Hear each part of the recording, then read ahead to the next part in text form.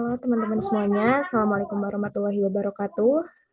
Perkenalkan kembali nama saya Adelia dengan NIM H5401221020.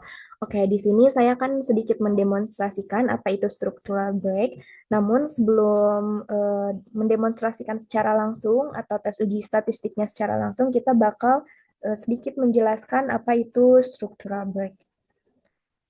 Nah, bentar. Oke, di sini saya sudah menyiapkan sedikit materi mengenai structural break. Cuman sebentar agak loading. Nah, oke, kita langsung aja.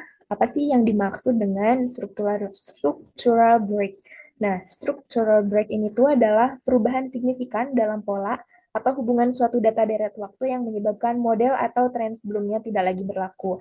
Atau lebih jelasnya ada lonjakan yang sangat tidak signifikan sehingga ketika ada itu tren sebelum itu jadinya agak rancu gitu. Nah, terus siapa sih yang paling terdampak oleh structural break?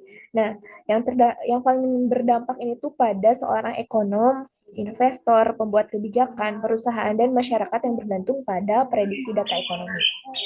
Nah, lalu kapan sih biasanya structural break ini terjadi? Nah, structural break terjadi ini tuh ketika ada peristiwa besar seperti krisis ekonomi, perubahan kebijakan moneter, inovasi teknologi, atau kejadian luar biasa seperti pandemi. Jadi, structural break ini tuh dipengaruhi oleh eksternal yang emang itu tuh berada di luar model yang tidak bisa dimasukkan ke dalam model karena data-data ini seperti inovasi teknologi atau kejadian seperti pandemi ini itu tidak ada angkanya, maka dapat disimpulkan bahwa ini tuh perubahan di luar model gitu.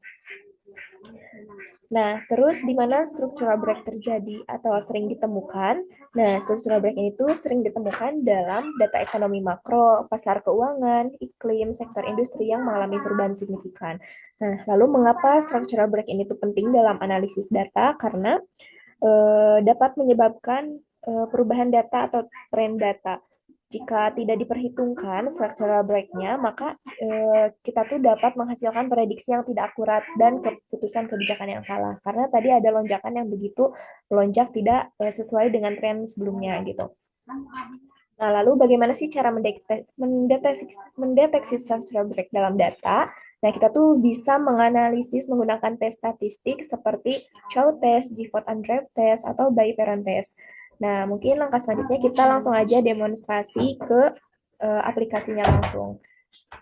Langkah pertama, di sini saya memiliki data, yaitu ada data reksadana tahun 2020, mulai dari Januari sampai eh, Desember 2022. Mungkin kita langsung aja copy datanya, terus kita buka aplikasi statanya dan masukkan datanya ke aplikasi dengan cara data, terus tab data editor ke ini. Oke, kalau misalkan udah kita paste datanya menggunakan variable names, oke. Nah, setelah udah kita langsung karena ini datanya time series, tapi di sini belum memiliki tanggal, waktu dan lain-lain, kita setting dulu di komen biar lebih cepat. Nah, langkah pertamanya kita ketik gen t dulu ya teman-teman sama dengan n.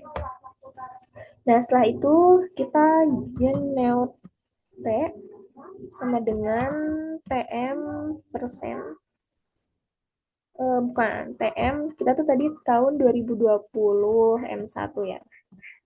M1 ditambah T-1 karena ini time series. Oke, selanjutnya kita cek dulu ya. Nah, di sini tuh sudah ada kayak neote-nya. Jadi ini tuh tapi belum berupa tanggal bulan.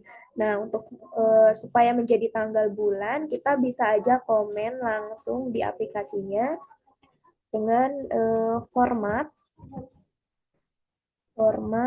persen TM neote. Ya, terus selanjutnya kita supaya ininya muncul bulannya, kita langsung set neote ya, supaya lebih menjadi masuk ke data time series. Nah, ini sudah kita bisa langsung cek di sebelah sini. Nah, ini tuh terlihat bahwa neotonya tuh sudah masuk 2020 M1, 2020 M2, sampai ke bawah 2022 M10, M11, M12. Karena tadi kita sampai bulan Desember tahun 2022. Oke, langkah selanjutnya kita langsung aja cek statistiknya menggunakan grafik gitu, melihat apakah secara non formal ini tuh benar ada structural break atau tidak. Nah, kita tap aja statistik, terus time series, terus ke graph, terus ke line plots. Oke, kita tunggu sebentar. Nah, di sini kita plot definition, kita mau melihat plot apa gitu. Kita mau melihat variabelnya itu yaitu reksadana itu sendiri. Kita tinggal accepting, terus oke. Okay. Kita tunggu sebentar karena ini agak loading karena pemrosesan untuk membuat graph-nya. Nah, di sini terlihat ya teman-teman bahwa ada structural break atau kayak lonjakan yang emang jauh gitu. Yang ini di atas tiba-tiba turun banget lalu ke bawah. Nah, ini tuh merupakan secara non formal aja ini tuh ada structural break. Cuman supaya kita lebih memastikan kita bisa melihat menggunakan regresinya. Kita ketik aja regres eh, dari reksadana.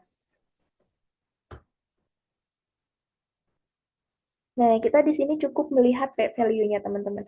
Nah, di sini P value-nya karena dia tuh kurang dari 0,05, maka dia tuh berpengaruh gitu ya. Berarti dia signifikan. Terus kita selanjutnya kita lihat structural break-nya. Kita tuh bisa menggunakan langsung aja ketik stat eh, SB SB SB cusum. Kita menggunakan tes cusumnya. Sebentar. Oh, ini harusnya jangan dikasih spasi. Kita tunggu dulu. Nah, di sini terlihat bahwa ini tuh ada structural break tuh di sini. Karena dia tuh dari ini tinggi terus tiba-tiba melonjak ke bawah. Nah, berarti structural break-nya kalau misalkan dilihat dari secara non formal itu tuh berada di sekitar tahun 2021 bulan berapa ini? 2 atau 3 gitu. Nah, mungkin untuk lebih jelasnya kita cek aja di sini.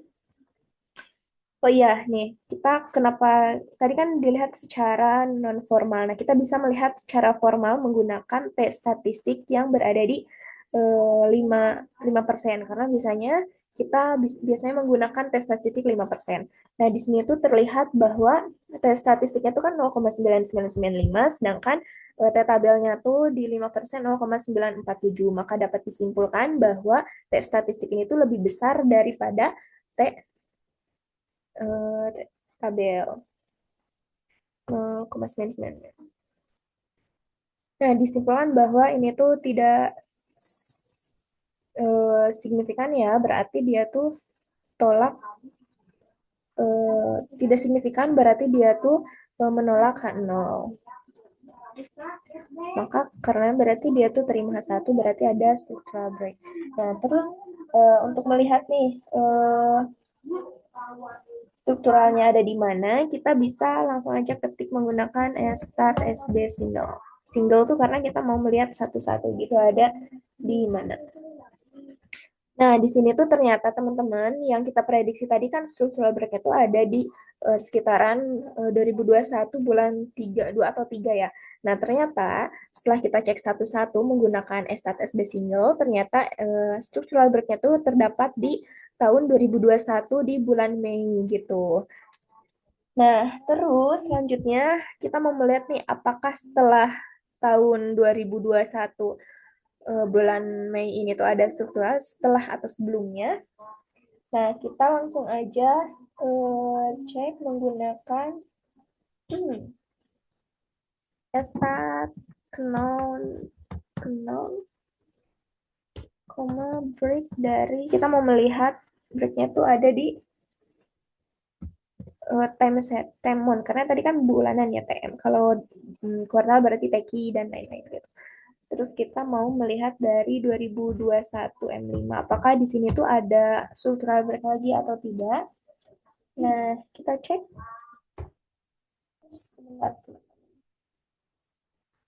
Ini ada kesalahan penulisan. Start Canon. Oh, SB-nya kurang. SB Canon. Nah, aduh, saya lupa. Start SB Canon break. Nah, Ternyata di sini terlihat ya bahwa probabilitasnya tuh 0,05, maka di sini tuh disimpulkan signifikan. Nah, signifikan tuh berarti dia tuh terima H1 atau tolak 0. Berarti dia tuh terdapat structural break. Berarti setelah dan sebelum tahun 2021 bulan 5 ada structural break yang tadi dilihat di ini. Tadi pokoknya terlihat yang ada lonjakan dari atas ke bawah, dan itu tuh ternyata benar, itu tuh merupakan structural break gitu. Dan structural break ini tuh berada di tahun 2021 bulan kelima. Gitu saja teman-teman mengenai atau cara mengetes ada structural break atau tidak di data kita. Sekian dari saya. Kurang lebihnya mohon maaf. Assalamualaikum warahmatullahi wabarakatuh.